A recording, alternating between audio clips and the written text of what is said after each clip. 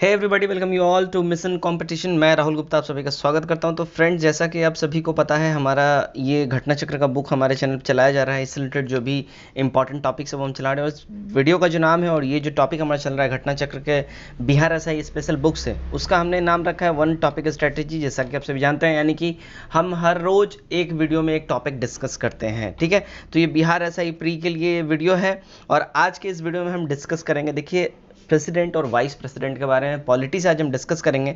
Previous हमने set 10 तक हमने करवा दिया है, सभी का नीचे आपको लिंक जो है डिस्क्रिप्शन में देखने मिल जाएगा, आप वहां से देख लें। और आज जो हम डील करेंगे सेट नंबर 11 है, जो कि होगा प्रेसिडेंट और वाइस प्रेसिडेंट के ऊपर। ठीक है, चलिए बिना देरी के फटाफट से आज का जो वीडियो है स्टार्ट करते हैं। चलिए, तो राष्ट्रपति एवं उपराष्ट्रपति हम देखेंगे, है ना। तो चलिए, तो यहाँ पे सही है। सबसे पहला पॉइंट क्या है, संघीय कार्यपालिका की शक्ति जो है ये राष्ट्रपति में निहित होती है। ठीक है, यानी कि संघीय कार्यपालिका, यानी कि जो हमारे सेंटर में जो गवर्नमेंट है उसकी कार्यपालिका की बात हो रही है, कार्यपालिका की शक्ति है वो राष्ट्रपति में निहित होती है, सम्मिलित होती है।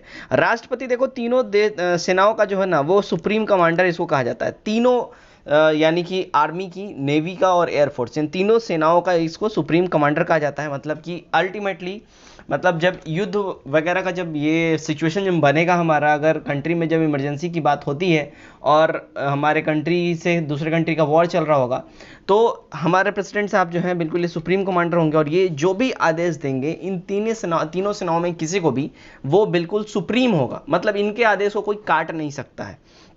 राष्ट्रपति भारत का प्रथम नागरिक होता है। और देखिए, प्रथम राष्ट्रपति जो हमारे इंडिया के थे वो डॉक्टर राजेंद्र प्रसाद जी थे। ठीक है, भारत की प्रथम महिला राष्ट्रपति, ये ध्यान रखने वाली बात है, वो प्रतिभा देवी पाटिल जी थी, है ना।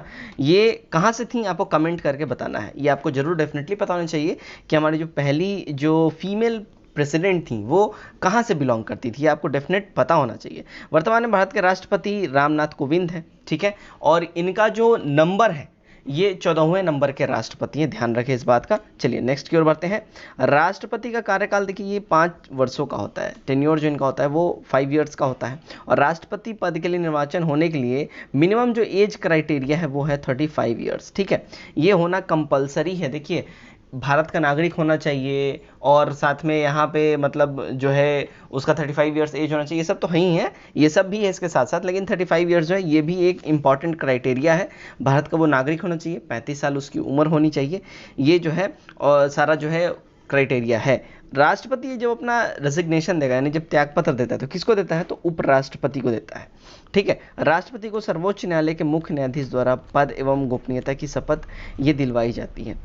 अब बात आती है कि मान लो अगर राष्ट्रपति एब्सेंट है, मान लीजिए उनकी तबीयत खराब है या फिर उन्होंने रेजिग्नेशन दे दिया है, ठीक है, और उस बीच में, अब जाहिर सी बात है कि हमारा जो राष्ट्रपति का ऐसा पद है ये बिल्कुल, आप इसको जो है ना, ब्रिटेन की जो क्वीन है, यानी जो ब्रिटेन की क्वीन है उनके पद से हमारे राष्ट्रपति का पद बिल्कुल कॉपी पेस्ट किया गया, बिल्कुल सिमिलर है। मतलब वहाँ इंग्लैंड का राजा और यहाँ भारत का राष्ट्रपति एक बराबर, दोनों की शक्तियाँ और पदवी सब कुछ है। जैसे वहाँ पे वो एक्ट करती हैं वैसे यहाँ पे ये एक्ट करते हैं। ठीक है, लेकिन वहाँ पे कुछ चीज़ें हैं जो अगर उनके एब्सेंट में है तो उनके राजघराने से ही कोई जो है क्वीन और किंग का जगह लेगा और उनकी जो चीज़ें हैं उनको वो आगे बढ़ाएगा। लेकिन इंडिया में वैसा नहीं है, इंडिया में जो है डेमोक्रेसी है भाई, है ना। तो यहाँ बात यहाँ ये है कि अगर जब प्रेसिडेंट हमारे एब्सेंट होंगे तो उनके जगह पे जो ये न्यायाधीश है ना, सर्वोच्च न्यायालय के मुख्य न्यायाधीश हैं, chief justice of India CJI, वहीं जो है इनके पदों का जो है काम वो करेंगे। चलिए, संविधान के अतिक्रमण के आधार पर ही राष्ट्रपति पर महाभियोग चलाया जा सकता है। अगर ये सिद्ध कर दिया जाए कि राष्ट्रपति साहब ने जो है भारतीय संविधान का हनन किया है तो ही उन पे महाभियोग चलाया जा सकता है, उनको पद से हटाया जा सकता है। राष्ट्रपति का चुनाव अनुपातिक प्रतिनिधि प्रणाली के अनुसार एकल संक्रमणीय मत पद्धति के द्वारा ये होता है। ठीक है, ये ध्यान रखें, इनका चुनाव है अनुपातिक प्रतिनिधित्व प्रणाली के अनुसार होता है। राष्ट्रपति का चुनाव संसद के दोनों सदनों, यानी कि राज्यसभा और लोकसभा, दोनों सदनों की जो है राज्य और संघ राज्य क्षेत्रों की विधानसभाओं के निर्वाचित सदस्यों के द्वारा ये करा जाता है। ठीक है, भारत के राष्ट्रपति के चुनाव में राज्य विधान परिषद के सदस्य एवं मनोनीत सदस्य भाग नहीं लेते हैं। मनोनीत सदस्य कौन, जिनको राष्ट्रपति जो है अपना मतलब जब वो बन जाते हैं राष्ट्रपति, तो फिर राज्यसभा और लोकसभा में ये मनोनीत यानी रिजर्व सीट के लिए ये रिजर्व सीट नहीं, ये आर्ट कल्चर और लिटरेचर से जो सीटें रिजर्व करी गई हैं राष्ट्रपति के मनोनीत करने के लिए, वहां से ये मनोनीत करते वैसे वैसे फील्ड से वैसे वैसे व्यक्तियों को, और वो राज्यसभा और लोकसभा में भेजते हैं प्रतिनिधित्व के लिए। ठीक है, अब जाहिर सी बात है अगर वो भी इनके अगर चुनाव में भाग लेंगे तो ऑब्वियस बात है ये सिंपल सा हो जाता है कि फेवर करेंगे, या मतलब जो भी क्राइटेरिया है, बट सीधी सी बात है कि ये इसमें भाग नहीं ले सकते हैं, और ना ही कौन भाग लेंगे, तो राज्य विधान परिषद के सदस्य लेंगे। ठीक है, राष्ट्रपति के निर्वाचन से संबंधित विवादों का निपटारा उच्चतम न्यायालय के द्वारा ही किया जाएगा, यानी सुप्रीम कोर्ट ऑफ इंडिया के द्वारा। भारत में वर्ष 1962 में पहली बार राष्ट्रीय आपातकाल घोषित किया गया था। कब? 1962 में फर्स्ट टाइम। और राष्ट्रीय आपातकाल संसद की स्वीकृति मिलने के बाद 6 महीने तक ये जारी रहेगा तथा प्रत्येक 6 माह में संसद में विशेष बहुमत अनुमोदन से इसे आगे बढ़ाया जा सकता है। यहां देखिए ब्रैकेट में जो बात लिखा गया अनंत काल के लिए, मतलब कोई भी फिक्स टाइम नहीं है, मतलब बिल्कुल इन्फिनिटी टाइम के लिए इसको बढ़ाया जा सकता है। ये ध्यान रखें, हर 6-6 महीने पे अमेंडमेंट कर करके बढ़ाया जा सकता है। वर्ष 1969 में कुछ सप्ताहों यानी 20 जुलाई से 24 अगस्त 1969 तक के लिए भारत के राष्ट्रपति के रूप में पूर्व मुख्य न्यायाधीश मोहम्मद हिदायतुल्लाह ने पदभार संभाला था। तो यहाँ पे एक क्वेश्चन आता है कि कौन से ऐसे चीफ जस्टिस ऑफ इंडिया है, यानी कि पूर्व मुख्य न्यायाधीश हैं जिन्होंने राष्ट्रपति का भी पदभार संभाला हुआ है, तो यही है वो मोहम्मद हिदायतुल्लाह। ये वीवीआई पॉइंट है, इसको ध्यान रख लें, नोट कर लें। राष्ट्रपति मंत्रिपरिषद को पुनर्विचारण हेतु किसी प्रस्ताव को वापस करने से अपने स्वविवेकाधिकार से आचरण करते हैं। ठीक है, राष्ट्रपति अगर मंत्रिपरिषद, चलो सीधी सी बात है कि अगर पार्लियामेंट में कोई बिल पास हुआ, अमेंडमेंट पास हुआ, और जब वो राष्ट्रपति के पास जाता है और वो जो है पुनर्विचार के लिए उनको भेज दिया गया और फिर दोबारा से उनमें कुछ खास चेंजेस करके नहीं लिया गया, फिर उनको दे दिया गया, तो अब यहाँ पे जो है अपने विवेकाधिकार से वो आचरण करेंगे, उसको कैसे क्या डील करना है। ठीक है, वैसे जनरली अगर दोबारा से अगर पुनर्विचार करने के बाद दोबारा से उनके पास वो बिल आया तो लगभग समझिए 90% चांसेस होता है कि राष्ट्रपति उस पर साइन कर ही देंगे, लेकिन 10% जो चांसेस है इसमें राष्ट्रपति अपने जो एग्जीक्यूटिव जो पावर्स हैं, अलग से जो इनके पास पावर्स और भी हैं, लाइक पॉकेट वीटो पावर, या फिर जो है ना, मतलब वो अपने विवेकाधिकार से वो बोलेंगे चलिए हमको कुछ समय चाहिए सोचने के लिए, वो ऐसे होल्ड पे डाल सकते हैं। ठीक है, राष्ट्रपति द्वारा आपात स्थिति घोषणा के लिए संघीय मंत्रिमंडल का लिखित परामर्श आवश्यक होना चाहिए। यहाँ साफ साफ लिखा हुआ है राष्ट्रपति द्वारा आपात स्थिति घोषणा करने के लिए जो मंत्रिमंडल है, जो कैबिनेट मिनिस्टर्स हैं, इनके द्वारा लिखित परामर्श जो है इनको मिलना बहुत आवश्यक है, तभी जाके ये राष्ट्रपति जो है आपातकाल घोषणा करेंगे। किसी राज्य में आपातकाल घोषित करने का अधिकार राष्ट्रपति को ही सिर्फ है, ध्यान रखें।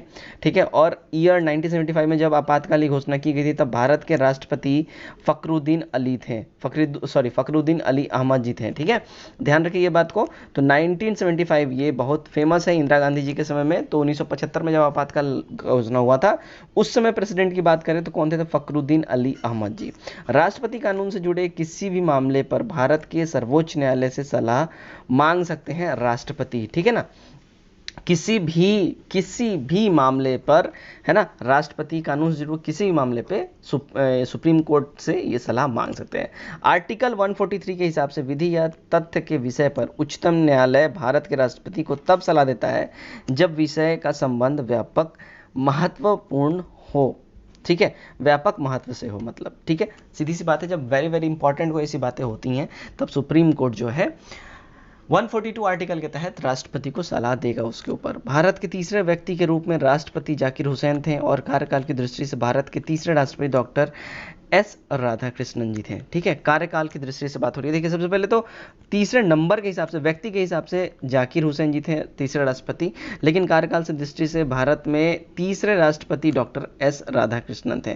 तो ये ट्रिकी पॉइंट है, इसको ध्यान रखें। व्यक्ति के हिसाब से जाकिर हुसैन होगा, लेकिन कार्यकाल के हिसाब से राधाकृष्णन जी होगा, ये ध्यान रखें। भारत के राष्ट्रपति और कार्यकाल के अनुसार सही क्रम जो है वो देखिए, सबसे पहले राजेंद्र प्रसाद जी हैं, फिर एस राधाकृष्णन, डॉक्टर जाकिर हुसैन, वीवी गिरी और फखरुद्दीन अली अहमद। ये जो है सही जो है आपको नंबर्स यहाँ देखने मिल रहे हैं।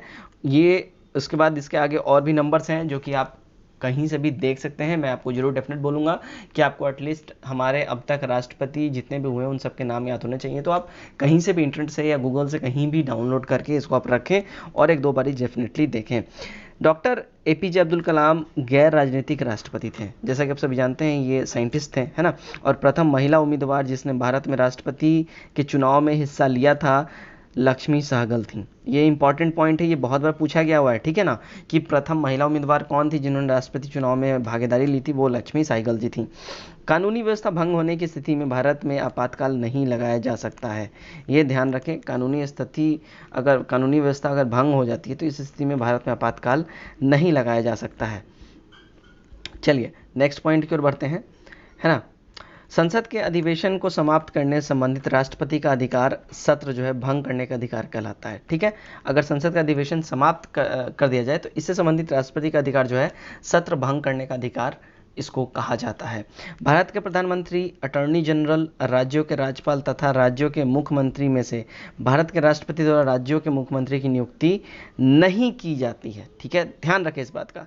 भारत के प्रधानमंत्री, अटॉर्नी जनरल, राज्यों के राज्यपाल तथा राज्यों के मुख्यमंत्री में से भारत के राष्ट्रपति द्वारा राज्यों के मुख्यमंत्री की नियुक्ति नहीं की जाती है। बात समझें, यहाँ पे राज्यों के जो मुख्यमंत्री होती हैं इनकी नियुक्ति गवर्नर करते हैं हमारे, ठीक है। गवर्नर का अपॉइंटमेंट कौन करता है, तो प्रेसिडेंट जी करते हैं, ठीक है। ध्यान रखें इस बात का। बाकी भारत के प्रधानमंत्री, अटॉर्नी जनरल, ये सब जो है प्रेसिडेंट साहब इन सब की रिक्रूटमेंट करते हैं। भारत के अटॉर्नी जनरल को संसद के गैर सदस्यों के रूप में संसद में संबोधन का अधिकार है। ये इकलौता ऐसा व्यक्ति होता है जिसको, जो संसद का भाग मतलब सदस्य नहीं भी होते हुए इसको ये अधिकार होता है कि वो संसद में अपना संबोधन दे सकता है। ये बहुत बार पूछा गया है, तो ध्यान रखें भारत का अटॉर्नी जनरल ही एक ऐसा है जो कि संसद का सदस्य नहीं होता लेकिन वहाँ पे वो भाषण यानी संबोधन कर सकता है। डॉक्टर एस राधाकृष्णन भारत के लगातार 2 बार उपराष्ट्रपति एवं 1 बार राष्ट्रपति बने थे, है ना। एस राधाकृष्णन लगातार 2 बार उपराष्ट्रपति और 1 बार राष्ट्रपति। ध्यान रखें इस बात का। भारत के राष्ट्रपति जितनी बार चाहें अपने पद के लिए पुनः चुनाव लड़ सकते हैं। संविधान में इस संबंध में कोई भी सीमा निर्धारित नहीं की गई है, लेकिन यहीं से जो हमारा राष्ट्रपति से रिलेटेड जो बहुत सारी ऐसी पावर्स हैं, ठीक है, ये हमें अमेरिका से हमने कॉपी पेस्ट किया है।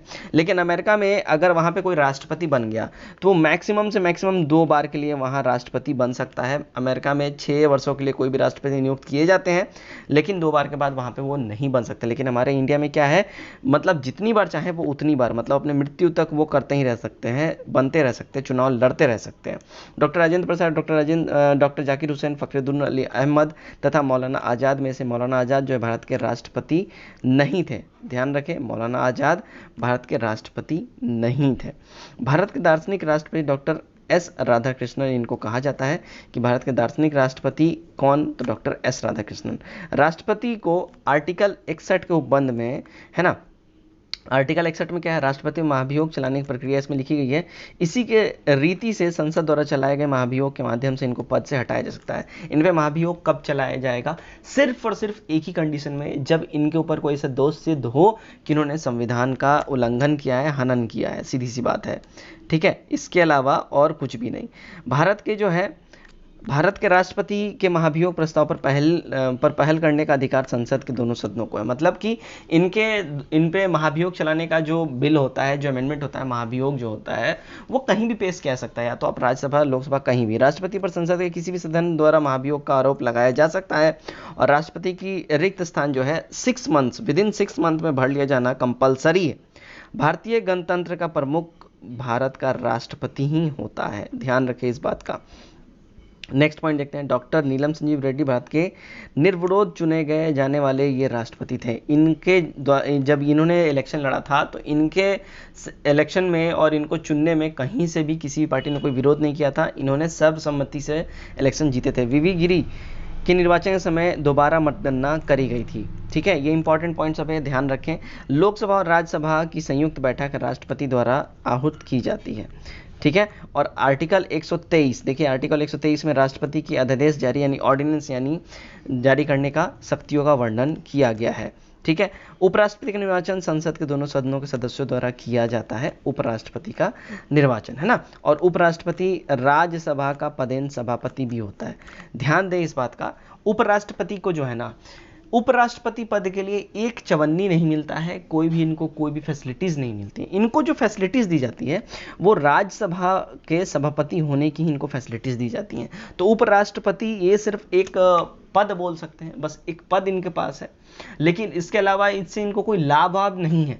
इनको जो सैलरी मिलता है या जो भी अलाउंसेस हैं वो सब पदेन अध्यक्ष होने के राज्यसभा के इनको मिलता है। ठीक है, उपराष्ट्रपति के चुनाव के संबंध में विवाद का जो निर्णय है वो उच्चतम न्यायालय करता है, और राज्यसभा का सभापति यानी कि उपराष्ट्रपति उस सदन का सदस्य नहीं होता है। ध्यान रखें इस बात का। भारत के प्रथम उपराष्ट्रपति डॉक्टर एस राधाकृष्णन थे, और वर्तमान में भारत के उपराष्ट्रपति वेंकैया नायडू जी हैं। ठीक है, सबसे पहले उपराष्ट्रपति एस राधाकृष्णन 2 बारी उपराष्ट्रपति लगातार बने हैं, है ना, 1 बारी राष्ट्रपति बने हैं। वर्तमान में भारत के उपराष्ट्रपति कौन है? वेंकैया नायडू जी हैं। और उपराष्ट्रपति अपना त्यागपत्र किसको देता है? तो राष्ट्रपति को सौंपता है। और उपराष्ट्रपति का कार्यकाल कितना होता है? तो ये 5 ईयर्स का इनका टेन्योर होता है, ये ध्यान रखें। तो फ्रेंड्स, ये था आज का हमारा प्रैक्टिस सेट नंबर 11। उम्मीद करता हूँ ये सेट आप लोगों को काफ़ी पसंद आया। सेट कैसा लगा कमेंट कर जरूर बताएं, और अपने द्वारा दिए गए अच्छे सजेशंस हमें रेगुलरली कमेंट करके पोस्ट करते रहें, इससे हमें और भी खुद को बेहतर बनाने में मदद मिलती है। तो आज के इस वीडियो में बस इतना ही। Till then take care, bye bye and God bless you all.